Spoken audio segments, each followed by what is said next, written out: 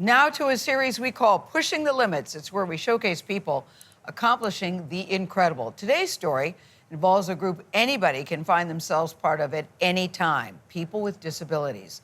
The CDC says more than 1 in 4 adults have a disability, and that includes the subject of today's story. His name is Raymond Jr., whose life changed in a split second. That's often how it goes. Omar Villafranca met him in New Orleans to find out how he's pushing the limits for others just like him at his gym. It's upper body day at the gym for Raymond Jr. First, shoulders, then chest and arms. Push, back. But the 35-year-old's workouts are a bit different. We focused on things that can be adjusted to being seated equipment. The small adjustments, like a seated elliptical bike, help out the majority of clients here at Split Second Fitness. Straight, stand tall. Raymond created the gym in New Orleans not only for himself, but for others with different needs. Who is your typical client? We've got strokes, we've got spinal cord injuries, we've got cerebral palsy. Raymond's life changed on the 4th of July weekend in 2016 when an accident on Lake Pontchartrain left him paralyzed.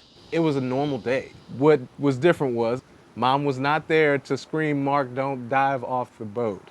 I hit my head on the sandy bottom and I couldn't move. Raymond woke up a couple of weeks later from a medically induced coma. That's when he found out he fractured the 5th vertebrae in his neck and could no longer walk or fully use his hands. What's going through your mind? Everything. Am I still gonna find love? Am I still going to, have friends? Nothing that you mentioned there is physical. You're thinking mental things. Yeah. It was all the mental things. The physical things, I didn't know what to expect, but I knew I couldn't change it. Raymond went from being a social butterfly, an outdoorsman, to a loner after the accident. I was going through a lot. The suicidal thoughts, the depression, it was the guilt, the grief. One day, while scrolling through Instagram, he found a rehab facility in California.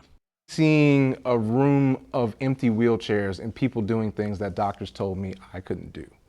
That effort to challenge the norm, to go the extra mile, was really, I think, what hooked me.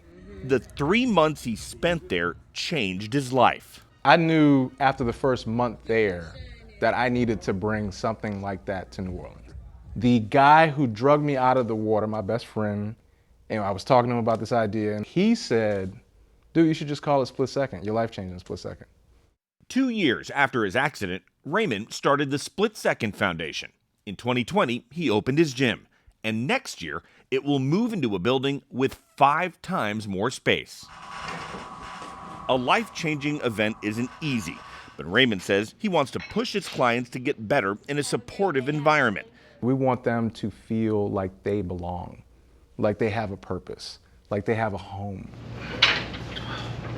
Raymond is still pushing himself, setting a goal to get back on a boat again soon. This is Louisiana's sportsman's paradise. Is that your next game? Getting back on a boat?